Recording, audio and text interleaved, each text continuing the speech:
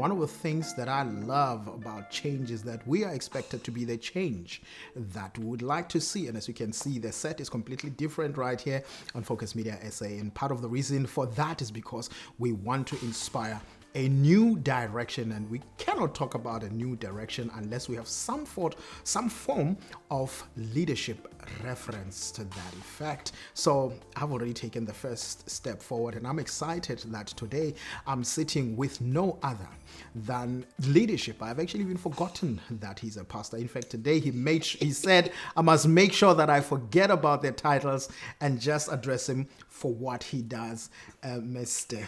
Mpotsha, the leadership consultant. Thank you ever so much for joining me, sir.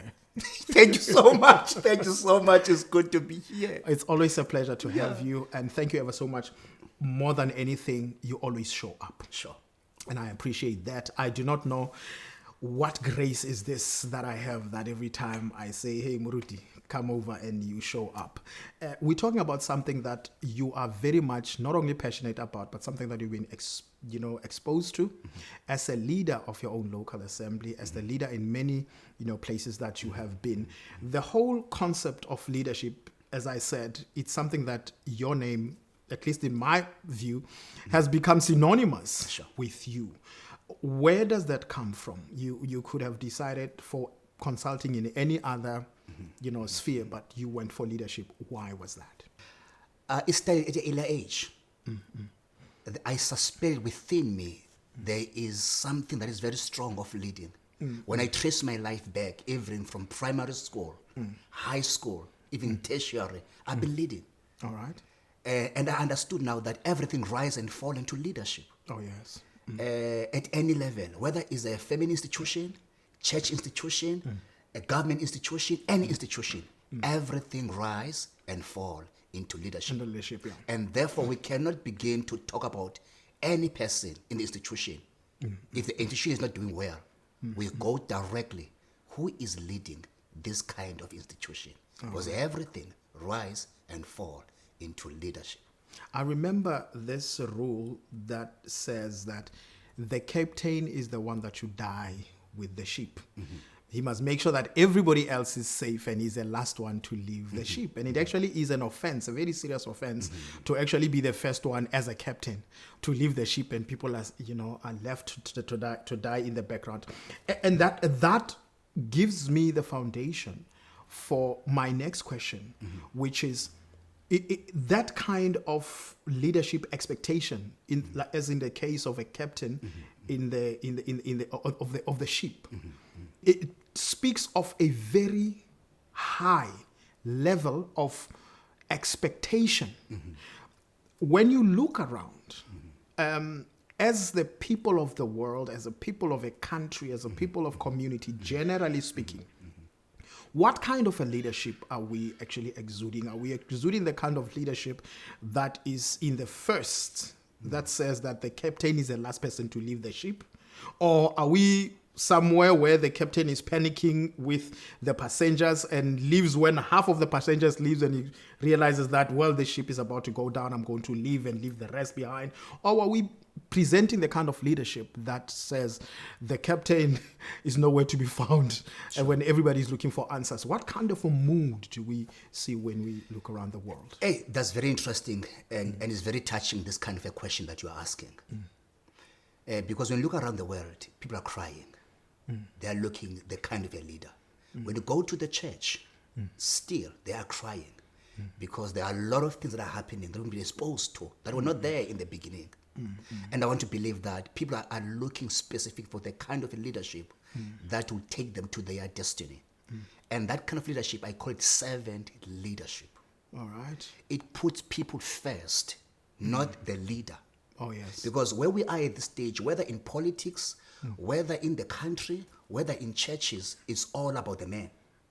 You know? And I think that actually basically speaks of the person that is in the leadership position, but is not a leader.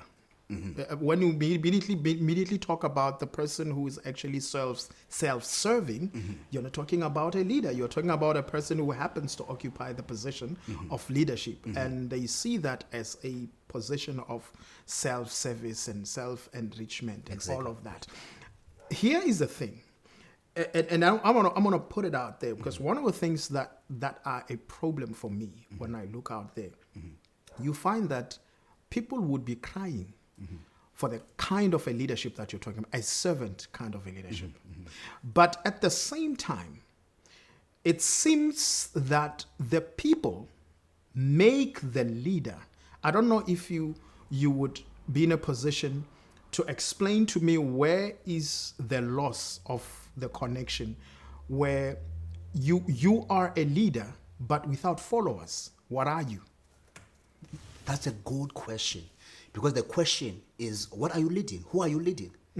Because when you're a leader, you must look at who is following you. Now, I think we need to focus and say, even the way of choosing leaders, we choose them in the basis of sometimes status, vote. But I would personally suggest that we must start focusing on the value system and say, what kind of a leader are we looking than a person first? You must possess certain kind of qualities. And how do we, because those qualities, anybody can do that, can say, I have these qualities. I'll tell you what I mean, and I don't want you to leave. I want you to just expand it for people who are listening out there, so that we don't just rush over things. There's this example of a curriculum vitae, a CV. Anybody and everybody is going to write everything good about what they can do.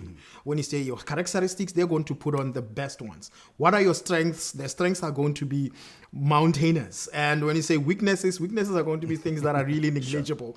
Basically, that's a nature. How do you get to a point where you say, well, this one has these particular characteristics? Do they tell us that they have those qualities? How do we know? Thank you so much for asking. I talked about value-based leadership. Oh, yeah? It suggests that beyond saying that you are who you are, you are living among people. Oh, yes. People must be able to select their own leaders. Vouch for you. Exactly. On the basis of the value system that you have lived among the community, among workplace, among the church that you've been living. So they must have already been in touch with those kind of value system. You know, even if you are a traditional leader, you are living among the community. The question will be, what kind of a leader we want to have, because you are living among them. Now, it's not just a question of you are right or wrong. It's the qualities, the value system. You know, that's very important, because we have lived this value system amongst them. I've heard people talking about leadership made, leadership born. I'm confused. Okay. Are leaders born or are leaders made? Thank you so much. I'm actually asking this question in line with what you're saying, Sure. because there is this person that we are seeing as the community, to make an example, and we are seeing that because this is who that person is. That's how they exude. I strongly believe that a leader, it is born, but he has to be made. So leadership is born and made. Is that what you're saying? Exactly. It's not one without the other. Yeah, you've got to be born a leader, but at the same time, you need to be made. There are people. Please explain the two apart. Okay, thank you. There are people they are coming from a traditional blood, and therefore, by virtue of that, there's some qualities, lineage of that. But having said that, you need to be fathered and mentored. Mentorship, you are made. There's a process. Okay. That helps you, that grooms your character. Now you're talking about traditional leadership. Even at any level. Oh, yeah. At any level. Okay. You've got to be made. Sit under mentorship. Sit under someone who will, even life itself, we have to mentor you. All right. You don't just come because you were born out of certain family and then automatically supposed to become a leader. You've got to be made. I strongly believe to be made. You must sit under a person. You must be released. You must be given some task.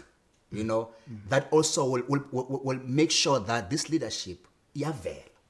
Okay. Some kind of a test, a practical test. Practical test. Now, with what you were saying, with this kind of leadership, where one is by lineage, some, for a lack for lack of a better word, maybe inheritance Exactly. of the throne of the leadership. Is it possible that one can be born and by the right of leadership, of lineage, we are expecting them to be leaders? But because of the absence of being made, I'll tell you what I mean by the absence of being made. When a person decides that, look, I'm just going to do my thing, does that person now all of a sudden not become a leader? Okay. I still believe because there's some seed within you that you are born with. And then eventually you come forth. And I'm saying again, you've got to come and sit under mentorship. There are things that you don't know. There are things that you have to sit under someone, guides you. Even if you're a great leader, to that matter, you still need someone to be accountable.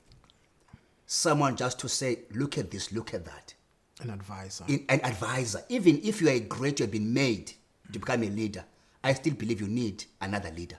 Perhaps then I should then put it in this particular way. And I'm going to come back to this, Okay. Muruti. It's going to sound like I'm It's asking there and I'm asking here. But these things just come as natural as possible. To say that, do we even need leadership? Do we need that leadership? For instance, if a person is born and I decide, no, you are born to be a leader, but excuse me, not my leader. Can I be without being led by someone and just be the leader to myself all by myself and not be led by anyone? Is that choice explorable? I won't really advise that choice to How lead come? yourself. No, I can't. The person is complicated. Just yourself. It's difficult to manage yourself. Even myself. Because every time there are things I don't know about myself. And therefore, if you can even manage yourself, how can you lead yourself? Because every time you are surprised of who you are. There are things that you have never known about yourself. But sometimes circumstances, pressures of life, they reveal who you are. So if you as a person, you can't even manage yourself, it means that there's a problem. You need somebody else. It seems more to me that leaders are made more than born, from what you're saying. Exactly. It means, but as much as there's this one, who is being born, you've got to be made. There's always room for being developed. There is a room to be developed. All right? And I think let's allow life, let's allow people around us that have been there to develop us All right. All right. within what they see inside of us. All right. Leadership space is in its own and all by itself a complication. You've said a human being is complicated before leadership. Exactly. Leadership all by itself, it's more complicated. Now, there's a saying in Sesotho which will not be appropriate for me to say it on this, Okay. on this platform, but it actually puts a leader in a very precarious position. It actually says, let me just euphemize it. It actually says the king is the rubbish dump, or a leader is a rubbish dump. I know you've talked about the qualities, but those qualities would come out when you are presented with an opportunity, right, to show your leadership skills. Can you see a leader who has not been presented with a challenge, an opportunity that will actually exude what characters and qualities they have? I think it can. And the only way to see that the leader is not being tested is when he's been approached with life itself, with pressures of life, with challenges of life. When following or when followers, they are looking up for him, he's not there. All right. When you're able to be a leader, when there's too much pressure, and then there's rudeness comes. There's so much comes because you are reacting out of pressure. You don't know how to act in pressure. Meaning you are failing that test that says the leader is the rubbish dump. Exactly. All of a sudden, like, this is stinking. Now you are like some of us. Yeah? And for me, Muruti, that becomes very important because then it twists the whole meaning. And I'm actually going to draw from what you said. Okay. The servant leadership. For me, it then begins to confirm what you're saying, to say, in actual fact, the perception that we have of what a leader is it's actually distorted. The leader is actually supposed to be taking the stench and holding them in better than another person who'd throw the tantrums. That's what makes you a leader now from the followers, is the pressure and the capacity to handle what other people cannot handle because they've been made. In that process of being made, it provides capacity to handle what no one can handle. All right. So then I'm not justified as a leader to say at some point, no, I'm doing home to man. I'm also a human like you. I can't do this anymore. I can't say that as a leader. You cannot really say so because you have been made by pressures of life to stand in the midst of all those kind of things. Yes, you are human, you will cry. But sometimes a leader don't cry amongst the other people. You cry different. You cry different. Not necessarily you cry different, but the point about you know where to cry. You've got feelings. Okay. You have to cry if you want to cry. Yes. But also your cry does not discourage people. You've got to stand up and bring confidence to the people that we will make it in the midst of what is happening. That's the different part about it. Does that mean that a leader is not supposed to be, or is not expected to deal with same circumstances and situations that normal and ordinary human beings deal with? He's not supposed to be handling them the same way all the time? You're subjected to pressure of life as anyone. Yes. But how you handle it, it just shows leadership now. The how part, it shows maturity, the process of being made. Again, I'm going to go back that you need to be made, that you have been made to become this kind of a leader. So your reaction, your approach in things is not the same like others. There seems to be a conflict between the expectations that I have as an ordinary person from a leader. The conflict rises from one of these two things, that a leader is supposed to be this person that is bigger than us, that can handle stuff better than us, that can face stuff better than us, that can actually provide better solutions. Because when there is a problem, then we go to King Solomon and we say, King Solomon, solve this thing for me, and the leader is supposed to solve that thing. And so the leader becomes something that is extra human than just a normal human being. But at the same time, there's an element that I think where we are, we want to, whenever it suits us, to say, but Nayongum, he's also human. I feel like there's that confusion, and that confusion for me is like, we are going back and forth. But I think once you become a servant leader, you identify with people, and the people identify with you. You don't make yourself above people. But in the midst of that, you make yourself above people. You also provide leadership. Oh, yeah. Okay. In other words, you are saying that I understand what you're going through because I've been through. You sympathize with the people. Oh, yeah. But in the midst of sympathizing with people, you're still saying, what, there is a better way. There's a better tomorrow. We can make it. So there's also an element of being equal amongst them. Of saying, let's win together. You're not just being there and they are there. You're involving them in the battle too. And saying, this is our battle. There are things that I may not know, I may not see as a leader, I must admit. But therefore, because you are part of this thing, you want to win together, show me where I cannot make it. Show my faults as well. Because you are leading amongst them. Yes. Even if they are followers, there are things that they see in their own right. There's a leadership inside of them. All right. So lead amongst them. Win with them. Talk with them. It can happen, JT, if you are leading outside them. Be a servant leader. Being amongst them. Actually, it takes us to a certain thing that you must be relational as a leader. Okay. You cannot lead people that don't have a relationship with. Because who are you leading if you don't have a relationship with me? You must know me. I must know you. You must know my pain, my cry. And what do you mean by relationship? Does that mean I can only, for instance, I can only be a leader amongst the people that I have lived with, and I cannot be a leader. Here's the thing: you talked about different, places where leadership is lived. You talked about church, school. You talk about the corporate world has leadership, but you find in the times that we're living, when I can be called up. I'm here in the Eastern Cape right now, but I can be called up to Rwanda to be to be a consulting engineer or a leading engineer for a particular project, and I've never been with those people, but I'm becoming a leader there. I can go to a corporate that I've never been at ESCOM for any reason, but because of my qualifications, my academic qualifications, and maybe whatever that I've done in a particular place, and then I find myself at ESCOM where I've never had a relationship with.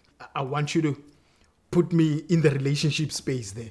Look, once you're a leader, you must be relational, because you are leading people who have got needs. Also, it doesn't have to be that you have to have relationship with the people that you lead before you start leading. No. But when the time of leadership comes, when the time you start of building leadership, relations. you start building relationship, because you've got to know the people that you are working with. All right. You cannot lead someone that you don't know. At times, you must move from becoming a president or a CEO or a manager. Go to people, talk with them, be a servant of them. Kunjani? Kuhla khona. What is your name? All right. Be relational. What is your clay name? All right. Be relational. Talk with them in their own language. Feel you. Well, ladies and gentlemen, we're still here with Mr. Mpotsha. We're just going to take a quick breather, and we're coming back right after this. You are on Let's Look at It once again.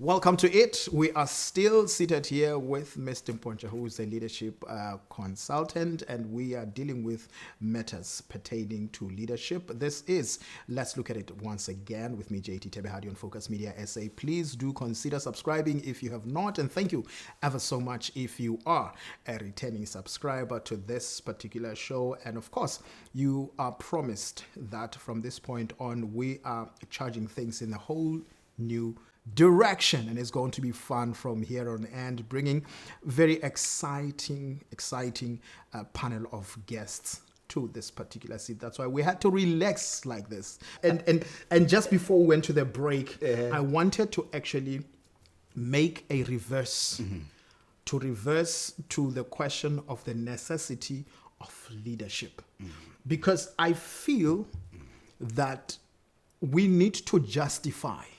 I'm hoping at least that by the end of this conversation, we'll be able to justify leadership necessity or the need for leadership at whatever level in the social strata. Is leadership necessary? JT, I think so. Leadership is necessary because when there's a leader, it provides vision. You lead by vision. And the Bible says that people without vision, they perish. So where are you taking us to? In the absence of leadership, there is no vision. A vision is a compass, is a map, is a direction. All right. So it's necessary to have leaders specific that have got vision. I would presuppose that becomes necessary to have leadership that will provide the vision. Yes. If we are in a corporate setup, by corporate I mean not necessarily business working environment kind of corporate, but I mean in a place where we are more than one people, one persons wanting to go to a particular place where we get a leader. So it becomes necessary in that particular way. Can we divorce that kind of a leadership from the mastery of personal leadership? We cannot really divorce because even if it's a personal leadership, you must have a vision. Even in a corporate leadership, people that you are leading must see where they are going.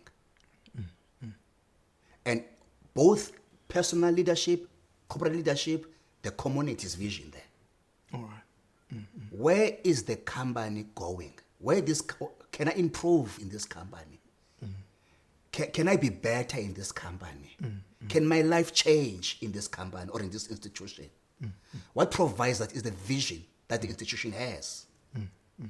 Even as an individual, as a person, what motivates you to go forward is the vision. Because a vision says, I might be here, but I'm not here. But a vision sees the end in the beginning. So what motivates you as an individual is not your state, is where you are going. Oh, yeah. Is the ability to see where you are going. All right. So if you don't even know, if you don't have eyes of where you are going, you won't go there. And your eyes in this case is the vision. All right. Now you're talking about a body corporate, and you're talking about personal leadership, which are both important. One thing that is common in both is that there has to be vision. Sure. Visions do, and I don't want to pretend like it's a either or. Sure. Visions do deviate. Sure. Do clash. How do you deal, or how would you then advise a person who says, I'm in this body corporate, I'm in this institution, I'm in this company, I'm in this church, I'm in this school, whatever, I'm in this country. The vision of the body corporate leadership is conflicting with my vision pertaining to my life, because I've reason to believe that coexisting in a particular setup, you have your own personal dreams. I have my own personal dreams about my life, where I want to go. But then what happens if the body corporate where I am, and I know it's, sometimes it can be very easy to just say, no, just jump, just get out of there because you're in a wrong place. Some people may be in that body corporate because they need a job. In South Africa, jobs are scarce and we are continuing to shed a lot of jobs. Companies are closing down. The economy is taking a beating. So can't just advise a person, no, jump ship. What do I do if there's that conflict of vision and leadership vision that we have? My personal vision and the vision of the body corporate. Yeah. What should I do?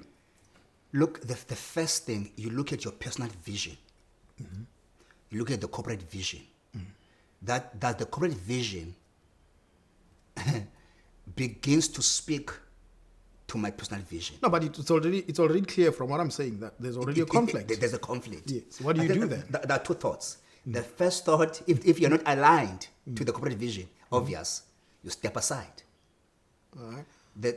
Meaning that if it's in the case of working environment, I must leave, resign. If it does not speak to you, it does not resonate with you, it does not make you to grow. Because remember, your vision, not just a question about it coincide with this one. It should provide growth. If I'm here in this corporate vision, there is no platform of being listened to, no growth, no development. I'm stagnant. I mean, there are a lot of things that don't speak to me. Then I would suggest... As a person. Yes. Then I would suggest cross and go somewhere. Because where you are, it must make you to be happy. Where you are, it must make you to be fulfilled, to have a reason to wake up in the morning and go to that corporate work. But now if you only have any reason to go to that corporate work, you'll be a problem to that corporate work. And one of the things that I have seen, Moruti, over time in South Africa, we do have the formula. But where the formula has to meet reality, there's a clash. Okay. And then I'll revert just a little bit to the foundation for my question to say that we are in South Africa, for instance, and I think I'm asking for many out there who say, I know a lot of people actually who are in the workspace, in the corporate space, and they are frustrated. Sure. And because of that conflict of visions, this person is like, this is not where I'm going, and this company is dragging me down. to just jump ship and say I'll go to some look. Dinga happy if I can work at at SARS, for instance. I'm not happy working at a particular thing. If I can work at SARS, I'll be happy because I want to count money. But SARS is not hiring. There's no body corporate that is like SARS that's hiring. The job market, it's literally overcrowded. I am either faced with one of two devils. I stay with this kind of conflict, or I jump ship and go and pray that God do a miracle. Sure. You know, in the context, in the practical context of South Africa, in the kind of market space that we are living in right now, a person says, but I have nowhere to go. Then what should I do? Yeah, that's a good question again. I've got nowhere to go. What should I do? I think I've answered already. All right. Go and pray. All right. To God and say, Lord, what is my assignment? What is my purpose? Because within my purpose, there's provision. Okay. It might not necessarily be in the SARS, so I'll give an example. Yeah. God can give you ideas that will give provision within your vision. Because I strongly believe that within your purpose, there's provision. And who knows your purpose is God himself. In the absence of there is lack of work within South Africa. But I still believe that there are things that have been done. There are some creative people that can create things that have been done. I still believe, I remember even our president, I think last year, he was pleading with the country, specific pleading to the business people and say, we don't have jobs as the government. We don't even have money. Please, business people, hire our people. He was declaring live last year. Although I would have a bit of reservation with that, and I'll tell you why my reservation will just jump up. The first thing is he's a leader. He cannot be going out, please people, hire people. That's number one. But the second one is the country's economy is where it is. As we said in the beginning, that everything stands and falls squarely on the shoulders of leadership. So if the country is going down, it's because of him. And the third thing, which is very, very important, is when you say business, hire our people. And business is saying that the political situation or the red tapes that are there for business to flourish are actually stifling business. That's number one. The second one, that the country is not an investment friendly soil within which to put our seed and to expand our businesses. And the third one, being very important as well, is we find there is more and more promises on the part of the government to take from the fiscus that's already ailing and dwindling to give to people who are not working. And the only strategy that seems to be making sense is that let's give more people more grant. And this is what you actually sense if you listen to a lot of the speeches that are made, is that we'll give more grant to those that are not working. That is taking from the very same businesses that are there that have to fund that. There's issues of tax. Not so long ago, we were worried that the Minister of Finance was actually going to hike the tax. It was one of the very glaring possibilities, which was actually going to put more stress on the value of the rand. I mean, the 350 rands as it stands right now, the value of 350 rands is not the same as when it was started, because the value of the rand has gone down because of all of these things. And these are all the issues that pertain to leadership, which is his leadership. So I would have reservations with what the president is pleading for, because he's supposed to provide the solution together with his advisors. Now, let me move on to say then, to that question, to that answer, to that response that you were saying, that jump ship and pray. Levels of faith, even in prayer for many people, even those that are in the church, are very different. And I'm sure you'd agree with me Sure. that everybody will tell you that there are people who have not even been in the job space, in the job market, and they've been praying for jobs, and they're not getting it. I would say, as a person who's looking out there, it would be irresponsible for a person to leave the job, go outside and pray. What would your comment be to that? Yeah, I think, of course, I agree with you. It would be irresponsible where you've got a job and then you live without having a provision. That's what I was saying earlier. Find your purpose first. Okay. While you are within a job, it's a privilege where we are to have a job. Yes. But in that process of being frustrated, I am saying seek counsel. Whether the senior people or to God, seek counsel that I'm in this mess. I'm frustrated. I don't even wish to come to work. I'm not even performing. I know a lot of people who would actually say that I don't feel like waking up. Exactly. I'm not even performing at work. I want to sleep at work. Find counsel in that level. And then when you find counsel, at least be in a position to say, what do I do in this process? When at least I've got a job, but yes, I'm frustrated. I want to believe the interventions at work situation, your boss will be also know what is happening. Maybe there may be a space. A lot of the times, the bosses either don't know or actually they're the cause of the frustration. Yes. I know people would say, "Oh, boss, so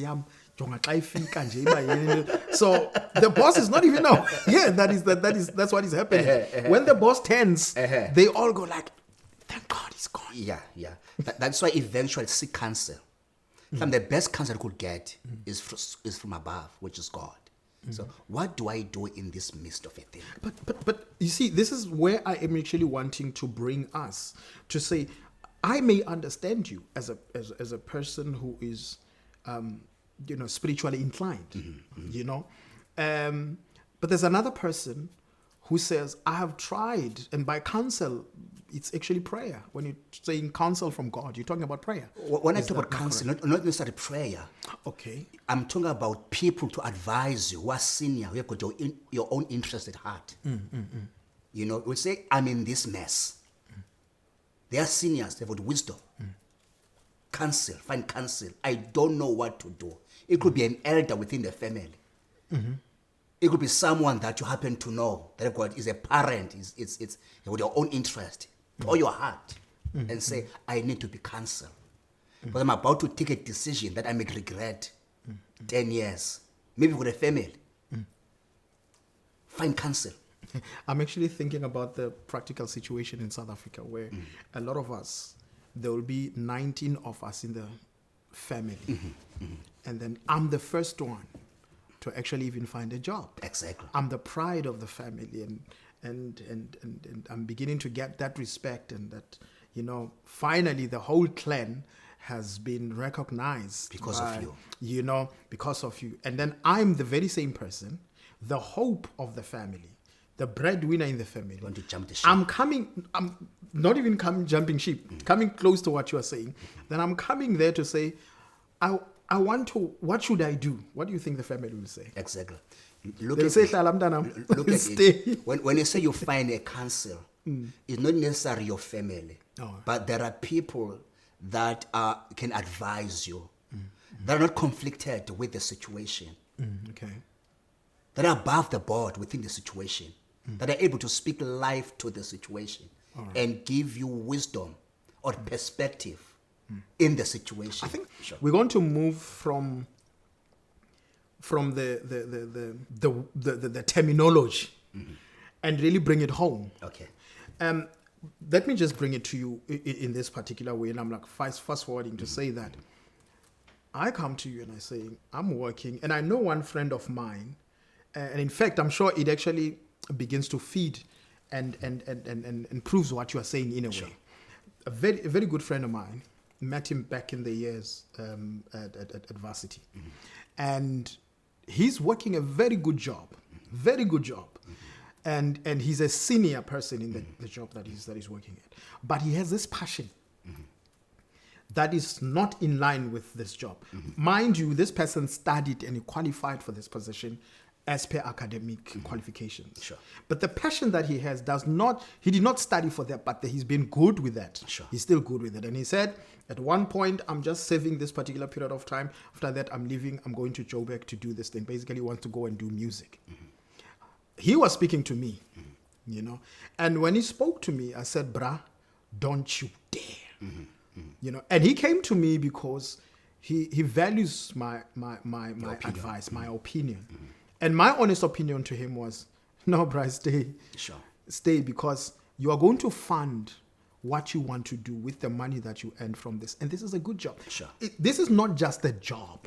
This is a very good and a paying job, a very good, security.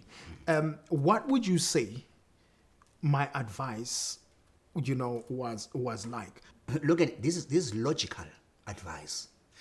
And you are not saying don't go to your purpose or to your passion that you have found. But you are saying work here and find your passion while you are here. So that was a logical advice. That's a logical advice, because you are realistic and say, look, I'm not saying leave your passion, but your passion needs to be funded, needs resources. You already have resources already. That's logical. That's wisdom. So I think it was logical, and yet not discourage his passion. But at the same time, is the test for him. Because not just jumping, being excited by being here. You are also testing yourself. Is my passion was real, or was just emotions, or was just excited? So also give him some time as well to this person to see it. And at times we'll see that it was just an excitement. And as it grows and say, yay, thank God I didn't just jump. And therefore I can live in my job still being part of that passion.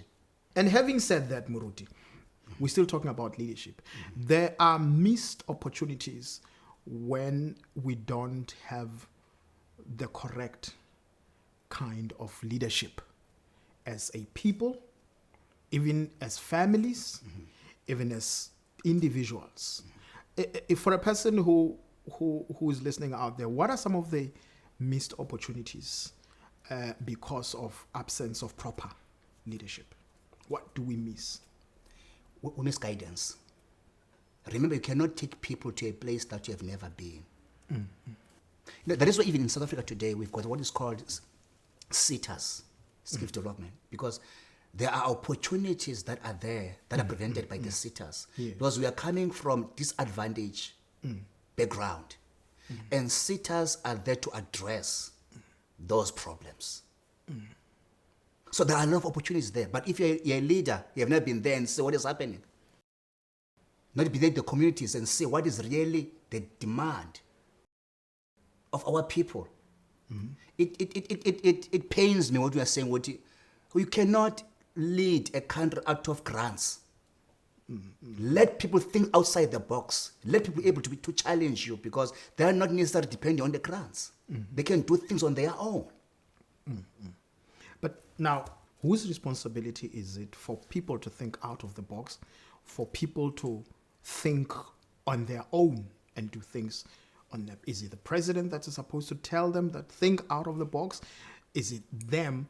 Who's holding who from thinking outside of the box? I think it's a combination. I think the combination. Explain, please. Of the government to provide opportunities for the people, and say, you this is not sustainable. But it comes off saying what kind of South Africa we want to have. Hey, hang on for a bit. Can we refer back to the government providing opportunities for people? What is it that you said there? I was saying that the government is responsible, or I think it's responsible to provide opportunities for its own people. Okay. But I think it will come at the same time when the government is saying what kind of South Africa we want to have. I want to ask you this question. The government has the responsibility to provide opportunities for its people. Yes. My question is, how wrong am I to say actually the fact that you are alive, the fact that I'm alive, that on its own is an opportunity. The fact that I am, and for those that are able-bodied, the fact that I have both my 2 limbs and 2 hands, and my mind is very much in my control, that on its own is a tiered opportunity on its own. I can think, use my mind, and that I'm not confined, physically confined, so that I do not move, that I have freedom of movement.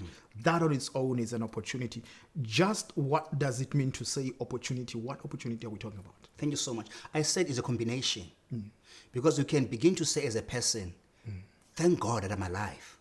So it brings me to have the opportunity to do something. Let's assume you think of something, just an idea. That idea needs to be funded. There must be opportunities that the government is providing so that your idea that you are thinking outside the box must be funded as well. Tell me, and this is, I've said this before, and I remember one of the times I was talking to Mr. Clark, Autandos Clark, about this, and one of the things that I said, and then I'm going to bring it across, and I would like to just get your feeling and comment on that, is I actually fundamentally have a problem with funded ideas. I don't believe that anybody, and we're still talking about leadership. Okay. I do not believe that anybody has to fund my idea for my idea to begin to flourish. If I do not make my idea work outside of funding, that it means that it was not an idea that is worth anything to begin with. Because if it's going to depend on someone to fund it, then it means that it's feeble. What happens if the fund is cut short? Okay. Whose fault is it if it doesn't continue because now the funding has dried up? It suggests, one, you are correct to say that you cannot depend on the funding. Your funding is supposed to assist you in what you already have. Find yourself. Maybe it is your resource, your tool, in so many, not necessarily money. But sometimes we don't have money, but I've got tools. Human resource. Yes. To fund it. But I'm still saying that, what if... Are we still talking about funding from outside or self-funding? Because the question, my question arises from this thing that I believe strongly. Well, part of the reason why, in fact, a greater part of the reason why I believe that self-funding, it's actually the first step towards us seeing people actually practicing the thinking out of the box and grabbing the opportunities in life and actually just creating opportunities for themselves. I believe too on that, because when you self-fund yourself, you are believing to your idea. Exactly that. That's exactly my point. You are still saying that I am investing to myself. I'm sacrificing my resources to let this live. And for me, that actually goes back to what you were saying about leadership. Exactly. That you must demonstrate good leadership, and one of the ways in which you lead your own personal, direction in life is exactly that: to actually believe in your idea to an extent that you would actually prove to us and demonstrate to us that this idea is going to work. Funded or not funded. That's where I was actually saying that my problem is when we say that the government or the president must provide, opportunities for the people. And I'm saying that from the space that says, I remember one of the times I was listening to Dr. Ntabi saying, Muleko, I believe, and she said something that I'd never heard before. And she said, in South Africa, we are actually policy fatigued. Okay. We have so many policies, but those policies, even sometimes when they find expressions, which is seldom a case, even when they find expression, the expression does not yield the half of the results that they are intended to. But a lot of policies are there, spoken about, fancy papers and stuff like that, and plans, and you call them whatever that you call them, but that's all they are. They don't find expression. We have, for many years had the same promises over and over as a nation. As part of personal leadership, I would then submit that it's high time that I wake up as an individual and not say that this now falls squarely on the shoulders of the president, but to say that no, man, the president is not someone that I can put my hopes and trust on, whose shoulders I can put my trust and dream on. I need to now begin to take, hold of the steering wheel. What is your comment to that? I strongly believe again. I think the former president, Thabo Mbeki, once came with a concept at Vukuzenzela. Yes. He was trying to don't depend on the government. There is something inside of you. There's a seed inside of you, even if not said that way. Come up and do something for yourself. Government, makakufumane uqhubeka doing something. If you go to I like the late Ngombela, Tatu Ngombela. All right. He was saying a statement there, siyaqhuba government, siyaqhuba, because something that is moving, it is encouraging, and yet is sustainable, that I can do without. Yes. Okwesibini, ugovernment kaloku une short term. 5 years you may be redeployed.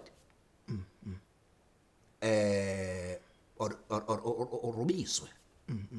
There's so many things about the government. So you cannot depend on someone within 5 years, or 10 years, or 2 years. You put your whole life. It would then seem to me that any kind of leadership that is out there that I'm a subject to, it's more temporary than my own personal leadership. I would say so, because remember, the good thing about your leadership, it also brings legacy. Yes. To your children. So it's temporal, this one, but this one, longevity and the legacy that you are leaving within your family. Speaking of the family, absence of leadership in families, or dwindling leadership in families, has actually been blamed for some of the ills that we find in society, which actually also have to do with the kind of leadership that we find in community, where we find atrocious things happening that shouldn't be happening because we have leaders that are untoward. Family has become a place where we, and I strongly believe that too, that we have actually loosened the grip, and because of that, we don't find good quality leadership on the outside. You are running a program called the Empowered Man. And what that program, I have reason to believe, it actually stems from that. We have not talked about that. Sure. And I think this is as good a time to actually say, because I have reason to believe that you would agree with me. Do you agree with what I said? 100%. Okay. If we want to have healthy communities, healthy nation, we need to make sure our families are healthy. What we are getting outside is the result of the nature of the family we're having. So leadership starts at home. Even biblically, upon a time, a great leader called Moses, he came to a point and said, I've been leading people, but now, me and my house. In other words, he was saying that I don't want to win everyone, but yet I'm losing my family. Is one of the crises, and we are failing as most of us as leaders. When we become champions outside, and yet inside, we are losing the battle.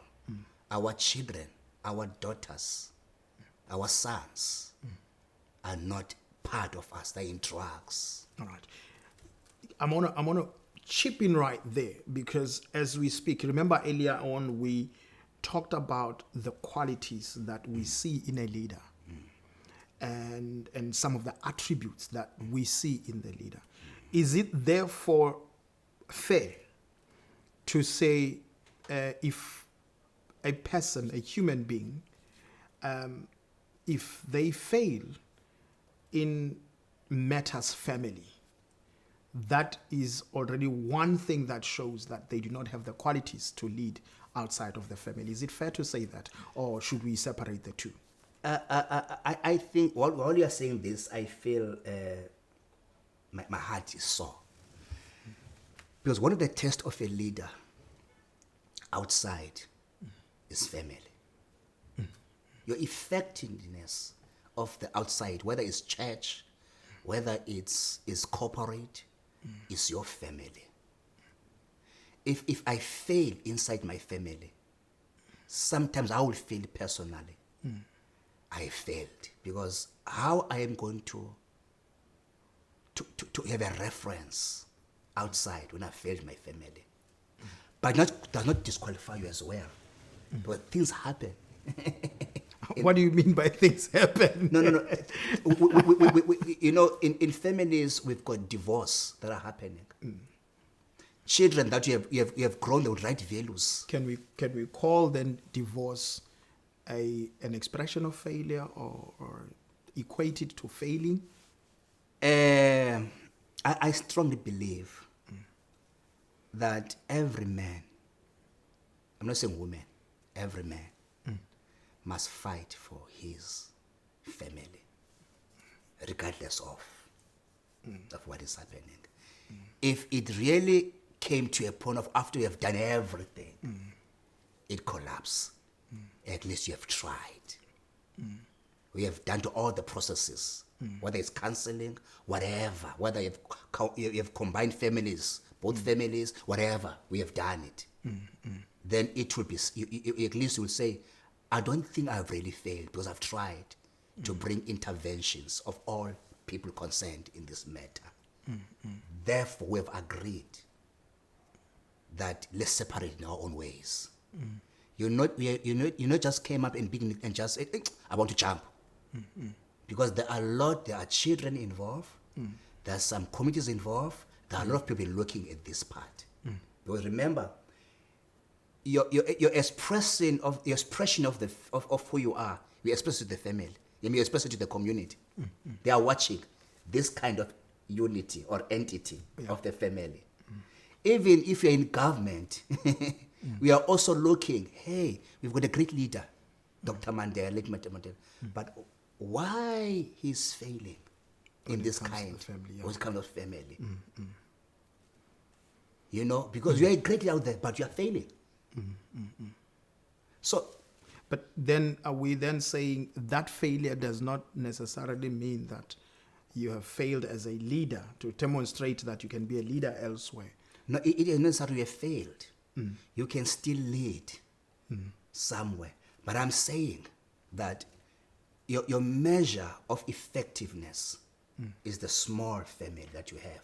So family is a point of challenging and preparing our leadership outside. All right. And that is why one of the painful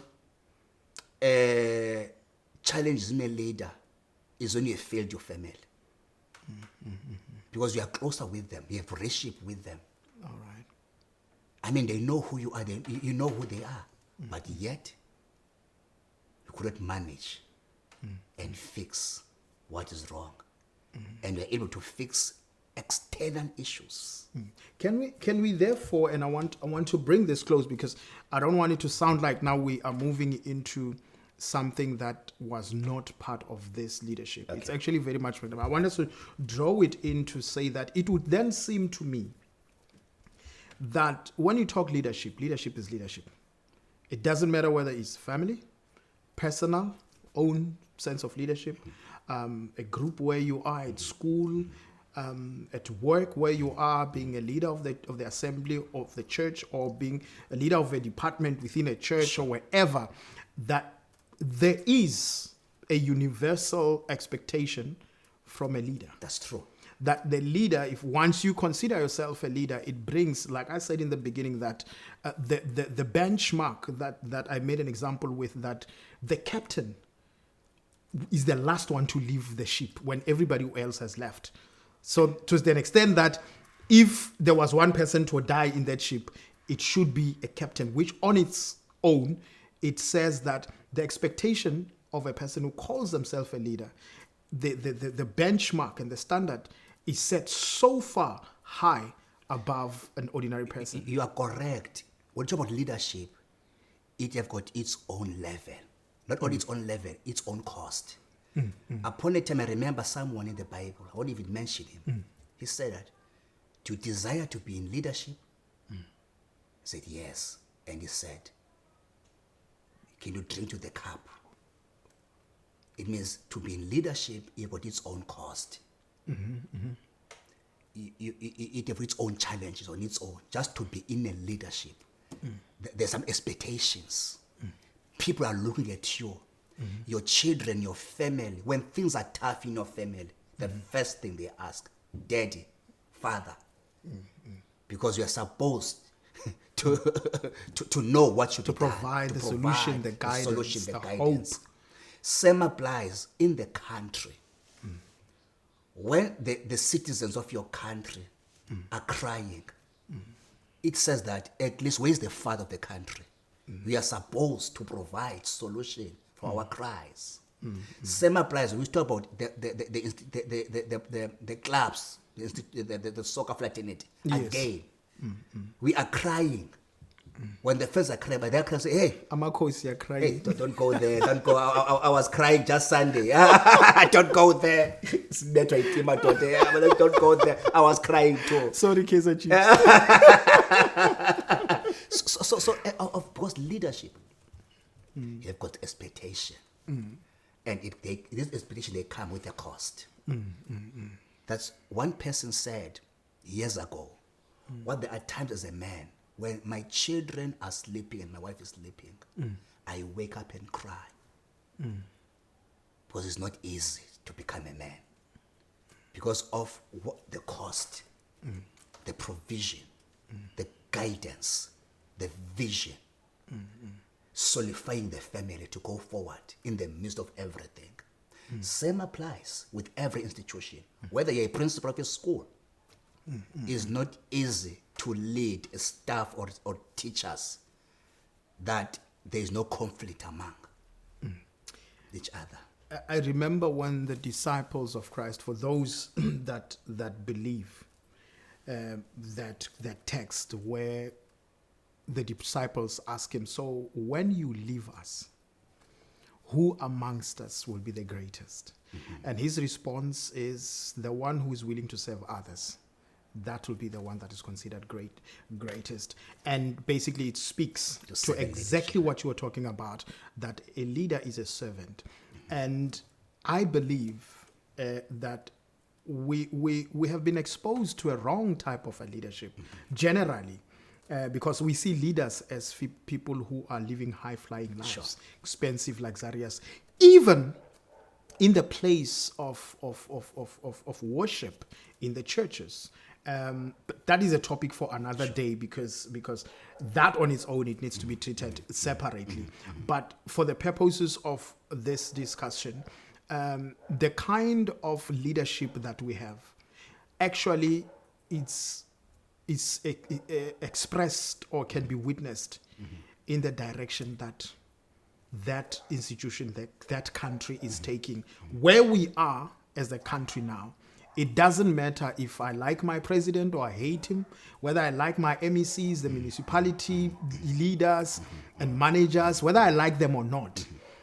Whatever that they say, whether I believe it or not, what is important is whether what they said tallies with what they are doing, tallies with what benefit I'm getting from their leadership and all of that. And having said that, Moroti, just as a parting shot, we have talked about the qualities of a leadership of a leader, and you talked about the type of leadership, which is servant leadership.